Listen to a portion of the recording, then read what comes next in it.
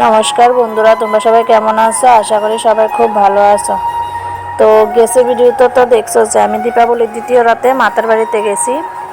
তো মাতার বাড়িতে যাওয়ার পর মায়ের মন্দিরের ক্লিপগুলি তোমাদের সঙ্গে শেয়ার করতে পারছি না। তো আজকের এই ভিডিওতে আমি দেখাবো মায়ের মন্দিরের ভিতরটা, তারপর মন্দিরে গিয়ে সেরা কী কী করলাম না করলাম, কোথায় কোথায় ঘুরলাম, দীপাবলি মেলা উপলক্ষে মায়ের মাতার বাড়িতে কী কী কি স্টল বইলো না বলে সব কিছু আজকে তোমরা এই ভিডিওর মাধ্যমে শেয়ার করুম। তো স্কিপ না করে ভিডিওটা সবটা দেখো, আশা করি সবার খুব ভালো লাগবে।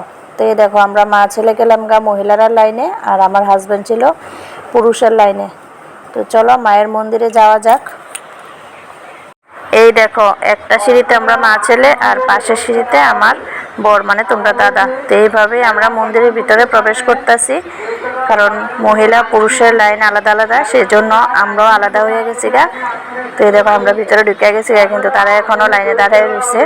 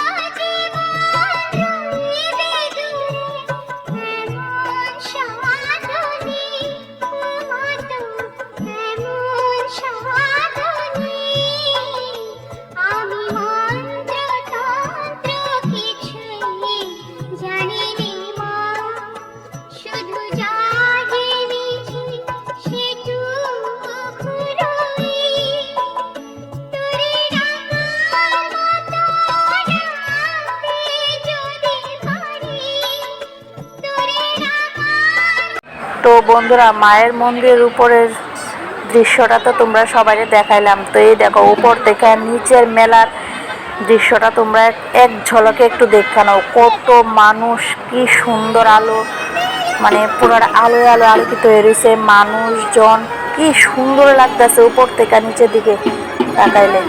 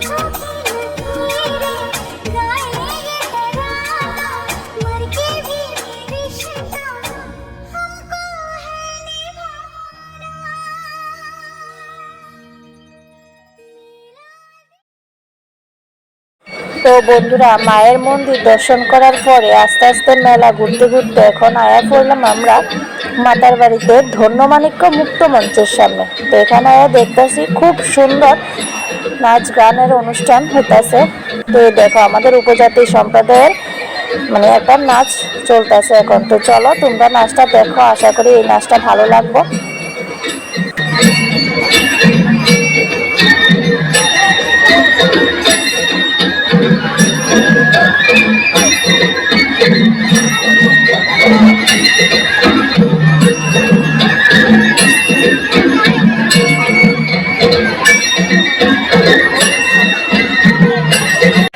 তো আজকের ভিডিওটা আমি এখানেই শেষ করতেছি। পরবর্তী অংশগুলি তোমরা আরেকটা ভিডিওর মাধ্যমে দেখাবো। তো আজকের এই ভিডিওটা যদি তোমরা আমার ভালো লাগে থাকে অবশ্যই একটা লাইক করবা, কমেন্ট করবা, আর কী করতে হইব, ফলো করতে হইব। তোমরা একটা লাইক কমেন্ট আমি অনেকটা আনন্দ পাই। তো আজকের মতো সবাইকে শুভরাত্রি, সবাই ভালো থাকো, সুস্থ থাকো। জয় মা ত্রিপুরেশ্বরী, জয়।